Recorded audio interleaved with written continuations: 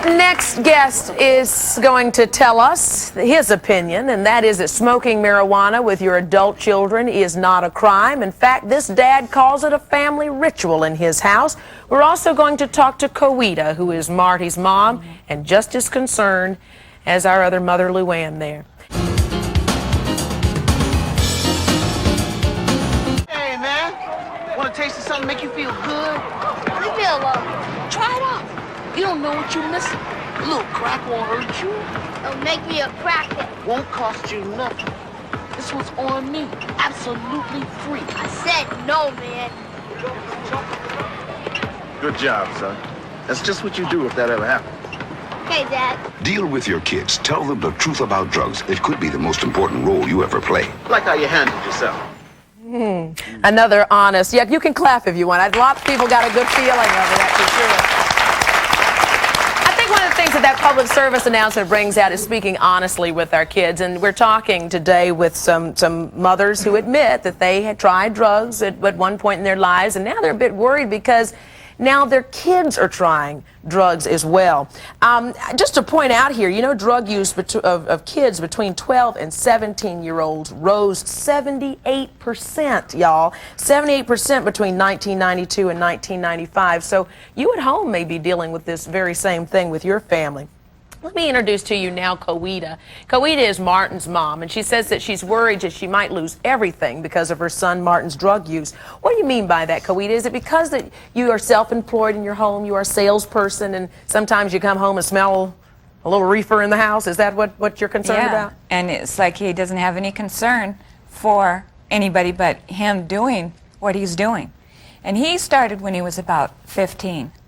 Jeff's age. Yes. And there's mornings he doesn't get up and go to school. He can't get a job because he can't be there on time. It's just affecting his whole life, and he doesn't get it. What is this? Why did you look at Martin? And I'm sure you have done this before. And sometimes in homes we're so frustrated we scream at each other. But this time, in a heartfelt way, just tell him what this is doing to you yourself. How this is making your life miserable. I told him this once the other day. I told him I don't want to see him end up in a gutter. How am I going to end up in a gutter smoking weed? Who is going to kill me smoking weed? Go on. You don't know who's out there, who's going to try to steal it from you or take from you when you're out buying it. No. You don't know who you're dealing with. Yes, I do. It's all your friends smoke weed. They sell it to you. You sell it to them. Okay. You smoke together. All right, let's deal with another family. Let's deal with one thing at a time, because I can understand what your mom is saying about trying to keep her business together. She's self-employed. Yeah. You're not having respect for other people in the house and their dreams. I understand her point, and I haven't smoked it in there in a long time. Did you try drugs yourself? Yes, but it was on occasion, not every day. So when Martin's weekend occasion. Yeah. Yeah. So, so when Martin says to you, Mom, you did it. But I quit when my kids were small because I didn't want my kids to do it. I gave it up. I didn't want them to do it. And I fear for them because their dad was an alcoholic and he's recovered. But he could be, because it doesn't matter whether it's drug or alcohol when there's abuse. You know what I hear from you is that you just don't know what to do. And we got a real clear example of maybe the type of conversation you have in your home, because it's not, you know, you're not really connecting with Mom saying she's worried. Because she doesn't understand how I do my things. But do you understand the things that she's most concerned about? Yeah, and I don't remember the last time I smoked it in the house. I understand that and I respect that. That's her business. I don't want her to lose the house or her business. She's very successful and I'm proud of her. I'm going to do my own thing. Do you guys do other drugs other than pot? I never. Yes. Is that a... You say no, Eva. What about you, Martin? Acid's good. I knew it. Jeff, what about you?